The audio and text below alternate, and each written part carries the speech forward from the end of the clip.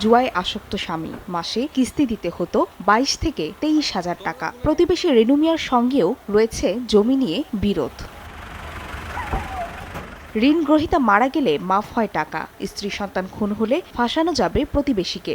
সব মিলিয়ে স্ত্রী ও 2 সন্তানকে হত্যার পরিকল্পনা করেন নরসিংদীর বেলাবোর বাবলা গ্রামের গিয়াস উদ্দিন শেখ। মঙ্গলবার সংবাদ সম্মেলনে এ তথ্য জানায় পিবিআই। তিনি চিন্তা করেছেন যে আমি আমার ওয়াইফকে মেরে ফেলবো এবং এটার দায়টা আমার শত্রুপক্ষ রেনু শেখের ঘাড়ে দিব, তার পরিবারকে ঘায়াল করব, পাশাপাশি আমি টাকা এই ঋণের বোঝা থেকে হয়তো আমি নিষ্কৃতি পেতে পারি। পিবিআই জানায়, পরিকল্পনা অনুযায়ী 21শে মে ক্রিকেট খেলার ব্যাট দিয়ে পিটিয়ে ও চাকু দিয়ে কুপিয়ে স্ত্রী রহিমা এবং সন্তান রাব্বি শেখ ও রাকিবাকে হত্যা করেন গিয়াস।